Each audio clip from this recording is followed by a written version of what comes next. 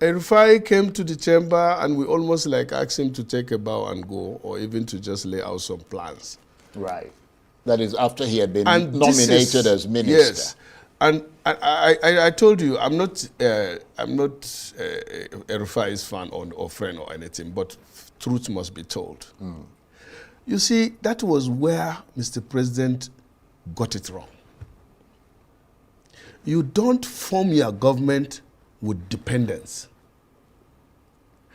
And worst of it, or most of it, is the president is a kingmaker, remember? So when a kingmaker becomes a king, then there is a problem which he must identify himself so that he can have people that will stand up to him and tell him the truth. This is now what is lacking in this government. And when I said, and I still stand on it until there is a change, the government of Tinubu is dominated by khakistocrats and kleptocrats. I don't mind, I don't want to even respond to Bayo, where you say he's a lone wolf. That's Bayo Onanuga, the presidential spokesman. Bayo Onanuga is just in Nigeria. He is a domestic staff to the president. I am a senator 4 times. How dare he calls me, but I'm happy he called me lone wolf.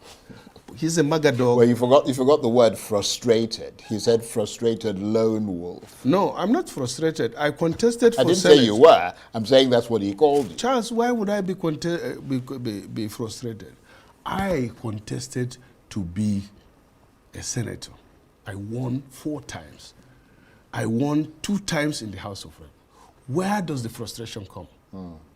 I am a son of nobody who became somebody without knowing anybody. Ask the president. I'm not his dependent, one of his dependents. I'm his ally. Well, you are the Nigerian dream, if there's any such thing. I don't know about that. But let me tell you one thing that I like and I copy from Mr. President. He can get somebody to argue on that. If we were to swap position, and I'm the president, doing the same thing that he is doing now, he would have been on the street. He has done it before, to protest. Even if the government belongs to him, if the wrong thing is happening. Even today, somebody from the government is saying, look, why don't you come over? I say, I will not come over. I'm a senator. If the president, under normal democratic setting, the president is supposed to lobby me on issues. Because he doesn't have a vote for me, I have voted for him. Whether in the Senate, whether in the general election, or anything. And you know, I strongly believe that this power, or this position, I Ndume, believe that it is God that will give me or will take away from me. Not anybody. But it's a responsibility on me, and as my religious say, to speak the truth, even if I'm alone. And that's almost what is happening now in APC. They will come around and say, you are trying, but you are hitting too hard. I said, did I use physical punch on anybody? And you know what now? Because they don't know what to say. They always like Onanuga will call me wolf, will call me lone wolf, will call me frustrated. He is the one that is frustrated. You know why? But it's his job, though, isn't it? It's not his job. I mean, it's his job to respond to people who attack the president. No. His job or is who overly criticize the president. Advisor on information and strategy. So, as you can see, Ali Ndume, a current APC senator, sitting senator, accuses Bola Tinubu's government of being dominated by kleptocrats, meaning that Bola Tinubu's government is packed with politicians or people who steal public funds. You can see in the amount of money they paid in the budget, recent part and budget. And kleptocrat only thrives in corrupt government. So what Ali Ndume is trying to say basically is that Bola Tinubu's government is corrupt and is packed with kleptocrats, people who steal from public funds and go and hide them away in institutions abroad, in foreign banks. Because there's no way you can have kleptocrats in a government if the government is not corrupt. So Ali Ndume literally was using one word or one statement to have double blows at the Bola Tinubu administration. On one hand, he's saying Bola Tinubu is corrupt, and his government is corrupt, and the people that are working with him are corrupt. So how would you expect the country to move forward if the president and his administration is corrupt, as confirmed by a sitting senator? I didn't say that; he said it. I mean, whilst we laugh at that subtle jab he gave to Bayo Onanuga by saying Bayo Onanuga is Bola Tinubu's houseboy. It's very funny, isn't it? Imagine how it sounds, Bayo Onanuga, Bola Tinubu's houseboy. But he's also saying that Bola Tinubu is a kingmaker who would have actually needed El-RUFAI to be in his government to tell him and correct him and stand and say this is not the right way to go about things, even though Nigerians have their misgivings about El-RUFAI. But that's Bola Tinubu and El-RUFAI's troubles and their problem.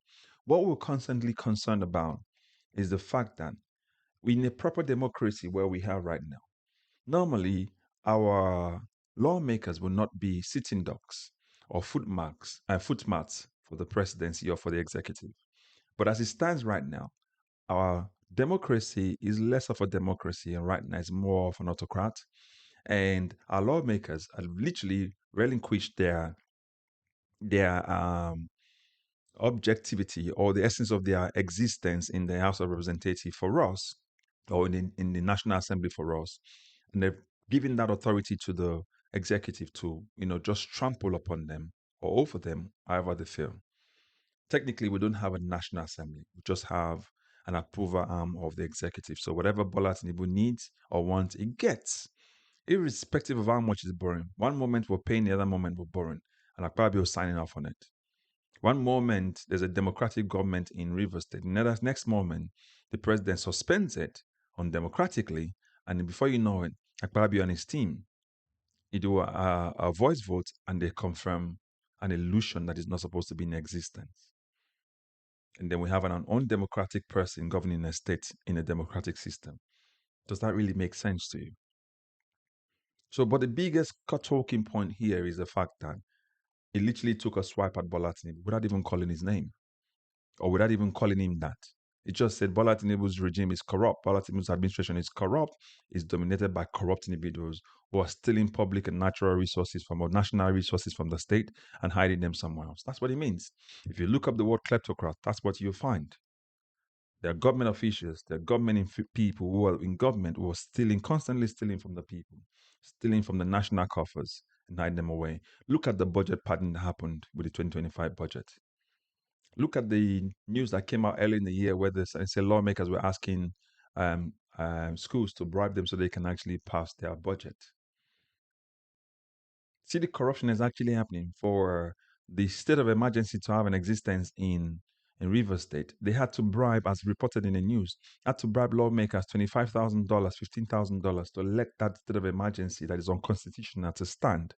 So when the sitting senator tells you that the government is corrupt and is dominated by corrupt individuals, you have to believe it. You can't have an argument about that. So Bola Tinubu technically and his regime or his government are kleptocrats. It's why El-RUFAI said there are no sound minds and there are no quality in Bola Tinubu's administration or government. That's why they're, in his word, bunkering government like that, bunkling government like that. So make of it what you want, but it is nice for Nigerians to start to see from within that this government that they call transformative government is nothing transformative but backward. And even Ali Ndume said it when asked by Charles, and I've done a video about it, so I'll check it on this channel. Nigeria is less democratic under this government. This government has jailed more journalists as the military did. So what is democratic about this government? If a sitting senator tells you if I criticize the president, the military will come and impound me. What is democratic about it from a person who said he was a Democrat and he fought against the military? But look at what is happening with the country. Corruption is rife. So again, put your thoughts, your comments in the comment section. Let's have a deliberation about what you think. But don't forget to like, share, and subscribe, and also recommend this channel to others. I'll catch you up in the next video. God bless you. Bye-bye for now.